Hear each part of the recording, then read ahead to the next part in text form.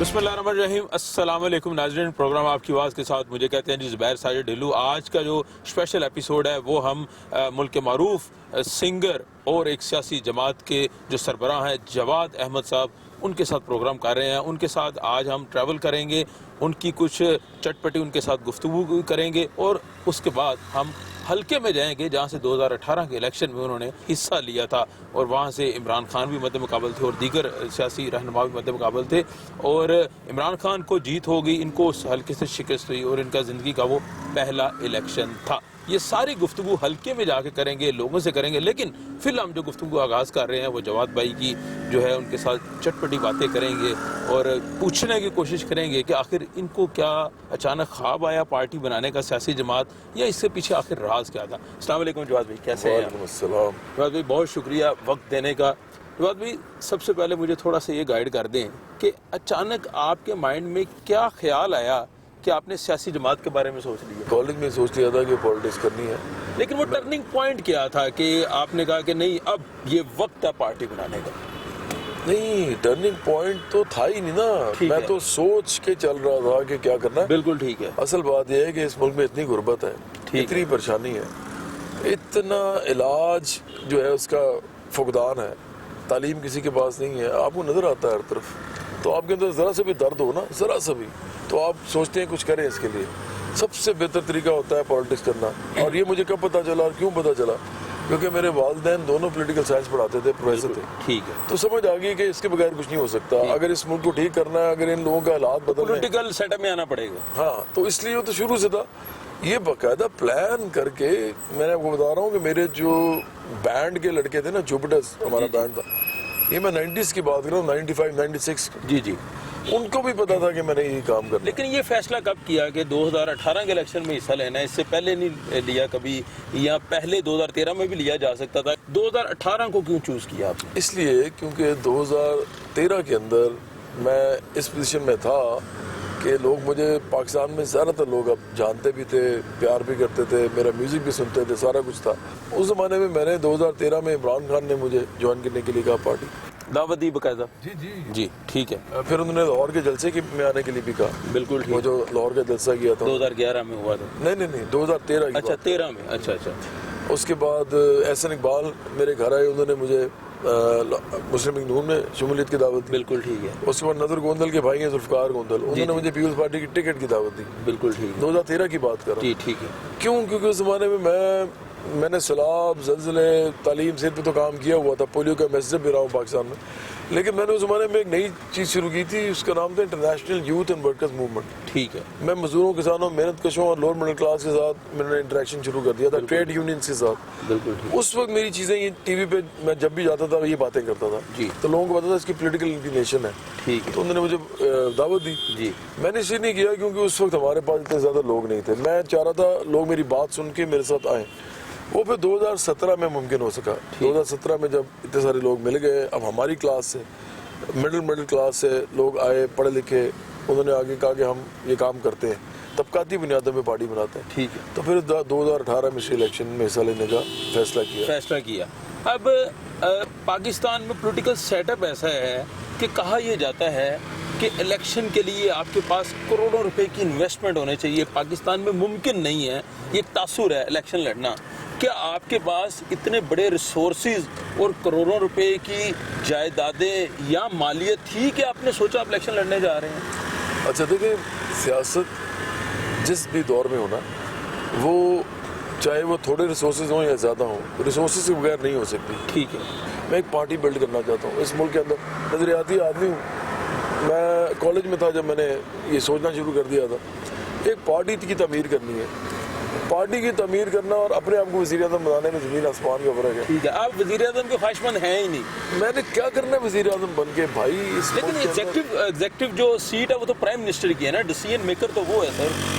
जब तक आप खुद अगर इलेक्शन जीत कर वज़ीर आज़म नहीं बनेंगे तो कैसे आपके मंशूर पे अमल होगा? हमारी पार्टी का मंशूर होगा ना, मेरा थोड़ी होगा। और जब हम पार्टी के मंशूर पे लोगों को जोड़ेंगे, एक जैसे लोगों को, तो वो लोग जिस मर्जी को वज़ीर आज़म बनाए, मुझे नहीं बना सकते, वो मैंने बनना ही नहीं है। ठीक है। आप कहेंगे भी ना, ख्वाहिशमंद इसलिए नहीं हो। लेकिन असेंबली का हिस्सा बनेंगे। असेंबली का हिस्सा इसलिए अभी बनना पड़ता है کیونکہ میری پارٹی کہتی ہے کہ اگر آپ نہیں الیکشن لڑیں گے تو پھر پارٹی بڑی نہیں ہوگی. ٹھیک ہے. تو اگر آپ پرائم منسٹر سر نہیں بننا چاہتے, اسمبلی کا حصہ آپ اپنے پارٹی کے لوگوں کے کہنے پہ بننا چاہتے ہیں, تو کیا آپ سمجھتے ہیں آپ کے پاس کوئی ایسی ٹیم ہے جو آپ کی پارٹی کو لے کے چلے, آپ کے پارٹی کے منشور کو لے کے چلے؟ پراپر آپ نے ٹیم بنائی ہوئی ہے ایسی؟ 2.5 سال ہو گئے ہیں ہماری پارٹی کو. جی. 2.5 سال کے اندر ہم نے پاکستان کے اندر اپنا نام پارٹیز کے اندر رجسٹر کرا دیا ہے. وہ پارٹیز جو لوگوں کے اندر جانی پہچانی جاتی ہیں, اتنے نہیں ہم جانے پہچانے جاتے پورے ملک میں, سارے ایک دیہات میں نہیں جاتے جتنی مسلم نور پیپلز پارٹی یا پی ٹی آئی ہے. ٹھیک ہے. لیکن اس کے علاوہ جتنی جماعتیں ہیں ان میں سے جو 12-13 جماعتیں افق پہ ہیں, باقی تو دیکھیں نا 100 سے زیادہ جماعتیں جو ہیں وہ الیکشن کمیشن میں رجسٹر ہو, کوئی جانتا بھی نہیں ہے ان کو. تو برابری پارٹی اس وقت ایسا نام ہے جو لوگوں کے اندر چلا گیا ہے کافی حد تک, آپ کو بھی پتا ہے, لوگ جانتے ہیں. کب تک آپ دیکھتے ہیں کہ فلاں الیکشن میں آپ کی پارٹی کی اسمبلی میں میجورٹی ہوگی؟ یہ کوئی پتہ نہیں ہوتا. دیکھیں عمران خان کو تو 22 سال لگے نا. زبیر, عمران خان کی تو سیاست جو ہے نا اس کا نہ کوئی سارا نہ پہر ہے. اچھا, لیکن وہ کہتے ہیں کہ 22 سال سٹرگل پہ لگی ہے, انہوں نے ایک ٹیم بنائی. کس سٹرگل پہ؟ اکبر ایس بابر کہتے ہیں جو عمران خان کے پرانے ساتھی, جی جی, کہ اس بندے نے کون سی سٹرگل کرنی تھی. اچھا, آپ مانتے نہیں سٹرگل کو؟ اور یہ کون سی سٹرگل ہوتی ہے کہ ٹی وی پہ آپ بیٹھ جائیں آگے اور وہ تو کہتے ہیں ڈور ٹو ڈور کمپین کی ہے. جی, سارا کون سی کیمپینز کی ہیں؟ مجھے آج یہ بتائیں کہ اس ملک کے اندر اگر انہوں نے کی بھی ہیں تو اس کا فائدہ کوئی نہیں ہوا. یہ جو قوم ہے نا ساری اس وقت, سر 10 سال 5 سال نہیں, مجھے لگتا ہے 2023 میں بھی ہو سکتا ہے, لیکن 2028 میں تو ڈیفینیٹلی ہوگا. 2028 تک مینٹلی پریپیئر ہیں آپ؟ دیکھیں کہ آپ کی میجورٹی ہوگی پارٹی میں اور اسمبلی میں؟ ڈیفینیٹلی ہوگی, کیونکہ ہم تو تحریک چلانے کے اس میں موڈ میں ہے نا. چلے سر, اگر آ جاتی ہے, لیٹس سپوز 2028 میں ہی آ جاتی ہے جو آپ نے ایک سوچ رکھی ہوئی ہے, تو ٹیم کے بارے میں تھوڑا گائیڈ کر دیں. آپ کا منشور اس میں کیا ہوگا؟ فورن پالیسی آپ کی کیا ہوگی؟ آپ کے پاس کیا آپ کے پاس پلان ہوگا؟ اس ملک میں جو ہے وہ قومی خزانے میں پیسہ نہیں ہے, تو اس کو کیسے مینج کریں گے؟ آج تک ہمارے پاس جو ہے کو وزیر خزانہ اس طرح کا ٹھیک طریقے سے نہیں ہمیں مل رہا. خاص طور پر موجودہ حکومت میں ہم نے دیکھا ہے بار بار تبدیلیاں آ رہی ہیں, تو وہ تبدیلی کا نعرہ لگاتے تھے تو وہ وزارت خزانہ میں تبدیلیاں بھی کر رہے ہیں. آپ کے پاس کیا ایسا پلان ہے؟ ایک بات آپ یاد رکھیں کہ پاکستان کے اندر بہت پیسہ ہے, بہت زیادہ پیسہ ہے, قومی خزانے میں نہیں ہے. ادھر لوگوں کے پاس بہت پیسہ ہے. اچھا, قومی خزانے میں لاکھوں فیملیز ہیں جن کے پاس, میں آپ کو لاکھوں کی بات کر رہا ہوں, جن کے پاس کھرب پتی ہیں, خرب روپیہ ہے, اربوں روپیہ ہے, اس کے بعد کروڑ ہا پتی. میں کروڑ ہا پتی ان کو کہتا ہوں جن کے پاس 50-60 کروڑ سے اوپر ہوتا ہے. ٹھیک ہے, لاکھوں فیملیز ہیں. ان کا پیسہ جو ہے آپ اس کو ہاتھ نہیں لگا سکتے. ٹھیک ہے. کیوں نہیں لگا سکتے؟ کیونکہ آپ کا کانسٹیٹیوشن کہتا ہے کہ یا تو کرپشن کا پیسہ ثابت کریں اور پھر آپ ان سے واپس لے لیں. نہیں ثابت کر سکتے تو یہ ان کا ہے. ٹھیک ہے. ہماری پارٹی یہ نہیں کہتی. ہماری پارٹی یہ کہتی ہے کہ اگر ایک ریاست ہو, ریاست میں لوگوں کو بنیادی ضروریات ہی ان کی پوری نہ ہو رہی ہوں, آپ ادھر دیکھیں آپ کو غربت نظر آئے گی, ہر طرف غربت. تو اس کے اندر ریاست کو دیکھنا پڑتا ہے کہ یہ جو نظام ہے اس کو چلانے کے لیے ہمیں کیا کیا ریڈیکل اصلاحات کرنی پڑیں گی. ٹھیک ہے. سب سے امپورٹنٹ اصلاح اس کے اندر جو ہے وہ یہ ہے کہ آپ لینڈ ریفارمز کریں. ٹھیک ہے. لینڈ ریفارمز کا مطلب ہے کہ جاگیردار تو ہے ہی, جتنا اربن اور رورل لینڈ ہے نا, مطلب جتنا دیہاتی علاقوں میں اور شہری علاقوں میں, اسے کیٹیگرائز کر دیں. کیٹیگرائز نہیں صرف کریں, اس کو کنٹرول کریں اس طرح کے آنی ہاتھ کے ساتھ, اور لوگوں کو لینڈ ہولڈنگ نہ کرنے دیں. بالکل ٹھیک ہے, یعنی قبضہ مافیا نہیں ہونا چاہیے جو زمین پہ قبضہ کرنے والے. نہیں, لیکن وہ والا قبضہ مافیا نہیں جو عمران خان دور کر رہے ہیں. اچھا, اصل ہم نے یہ ہاؤسنگ سوسائٹی یہ کام ہی نہیں ہے. دیکھیں یہ آپ کی پارٹی کا منشور پہ شامل ہے, یہ لینڈ ریفارم شہری اور دیہاتی, یہ سب سے پہلے ہم نے کرنا. بالکل ٹھیک ہے. سیکنڈ بتائیں منشور آگے. دوسرا بڑا سمپل سا ہے, پاکستان کو انڈسٹریلائز کرنا ہے. اس کے علاوہ پاکستان کچھ نہیں کر سکتا دنیا کے اندر. بالکل ٹھیک ہے. پاکستان انڈسٹریلائز ہوگا 2 طریقے سے. اگر تو سرمایہ نظام کے تھرو کرنا ہے تو امیر آدمی سے کہیں کہ کریں انڈسٹریلائز. یہ تو کہہ رہے ہیں نا ساروں, کسی نے کیا 73 سال ہو گئے. آپ کی سر فورن پالیسی کیا ہوگی؟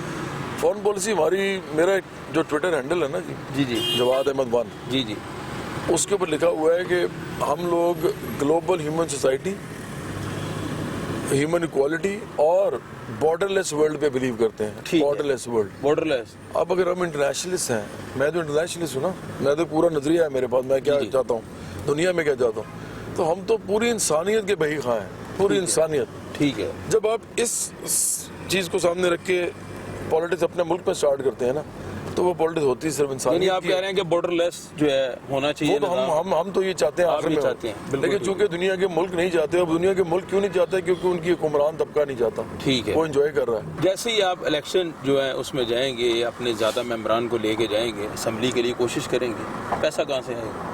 پیسہ بھی عام لوگوں سے آئے گا. باقی ہم جو پارٹی چلا رہے ہیں ہم تو اپنے پیسوں سے چلا رہے ہیں. کراؤڈ فنڈنگ کے بغیر اور تحریک کی صورت میں اس ملک کے اندر سیاست کیے بغیر ہماری جیسی پارٹی نہیں بن سکتی، کیونکہ ہماری پارٹی نے ایک کام نہیں کرنا.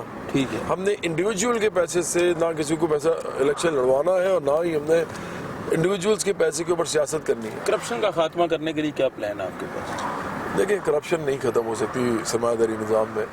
یہ فرسٹ ورلڈ میں بھی ہوتی ہے، تھرڈ ورلڈ میں بھی ہوتی ہے. کرپشن کے بغیر تھرڈ ورلڈ میں امیر آدمی کو بن نہیں سکتا. ٹھیک ہے. بن ہی نہیں سکتا، پاسبل ہی نہیں ہے. آپ اتنے ذہین آدمی ہیں، اتنا آپ نے شوز کیے ہیں.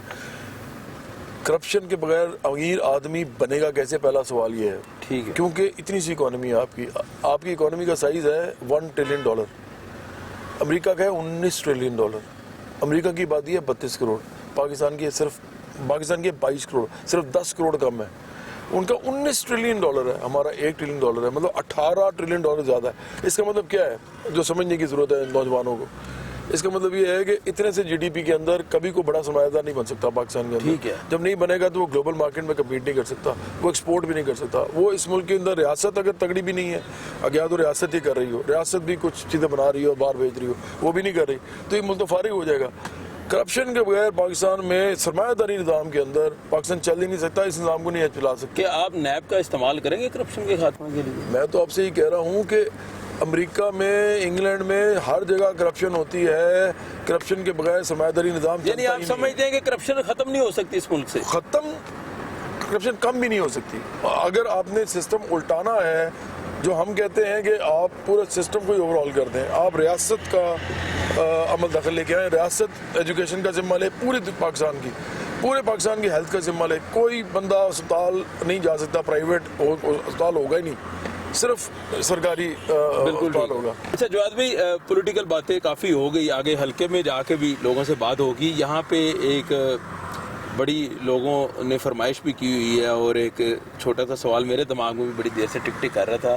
میڈم نور جہاں اپنی آخری ایام میں کہتے ہوتے تھے کہ اے آج کل منڈا جڑا ہے نا، اے بن تیرے کیا ہے جینا، بہت خوبصورت گانا ہے. یہ کیا رہا سٹوری کیا ہے اور آپ نے کہا کہ بھی ہمیں بتانا ہے؟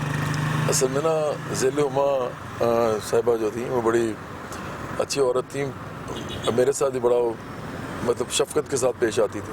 تو انہوں نے مجھے بتایا تھا، پھر انہوں نے آ کے ٹی وی پہ بھی بول دیا جی کہ نور جہاں صاحبہ سے میری ملاقات نہیں ہوئی. ٹھیک ہے. میں مہدی حسن صاحب کے ساتھ تو مل سکا، لیکن ان سے نہیں مل سکا. سلامت علی خان صاحب سے نہیں مل سکا. بہت سے لوگ ہیں جن سے میں سوچتا ہوں کہ مل لیتا. تو نور جہاں صاحبہ جو تھی وہ جب ڈیتھ بیڈ پہ تھی، جب وہ بیمار تھی بہت زیادہ، اس زمانے میں میرا گانا آ چکا ہوا تھا اور وہ ایف ایم پہ بھی لگتا تھا، ریڈیو پہ بھی لگتا تھا. اچھا وہ ٹی وی نہیں سنتی تھی، وہ ریڈیو لگا کے رکھتی تھی. اس میں جب وہ گانا لگتا تھا تو ذیل عما صاحبہ کہتی ہیں کہ وہ گانا جب لگتا تھا کہتی ہیں اس منڈے دی آواز جڑی ہے مجھے بڑی چنگی لگتی ہے، تو میرا دل کرتا ہے کہ میں مرا نہ. اس گانے کو سن کے میرا دل یہ کرتا ہے. تو وہ مجھے بڑا لگتا ہے کیونکہ بہت ہی بڑی سنگر تھی. ہمیں تو گانا وانا آتا نہیں ہے. بول ہمیں بھی سنا دیں ذرا، اسی بہانے ہم بھی سن لیں. بن تیرے کیا ہے جینا، بن تیرے کیا ہے جینا، میرے دل کی رانی تم، میری خوشیوں کا موسم، میرے خوابوں کی تعبیر، میرے سپنوں کی تصویر. بن تیرے کیسی یار، وہ جیت ہو یا ہار، تیرے سنگ ہے سب کچھ، تو نہ ہو تو بیکار. بن تیرے کیا ہے جینا. بن تیرے کیا ہے جینا، بڑی خوبصورت آواز، زبردست باتیں کی ہیں جواد بھائی نے. اور آگے ہم جو ہے پروگرام کے اگلے حصے میں حلقے میں جائیں گے اور لوگوں سے گفتگو کریں گے اور دیکھیں گے کہ حلقے کے کیا مسائل ہیں اور کیا جواد بھائی الیکشن جس حصہ لیا جس حلقے سے، کیا کبھی وہاں وزٹ کیا یا نہیں کیا، یہ وہ لوگ خود ہی بتائیں گے. یہاں وقت ہے چھوٹی سی بریک کا، بریک کے بعد واپس آتے ہیں اور حلقے میں ملاقات ہوتی ہے.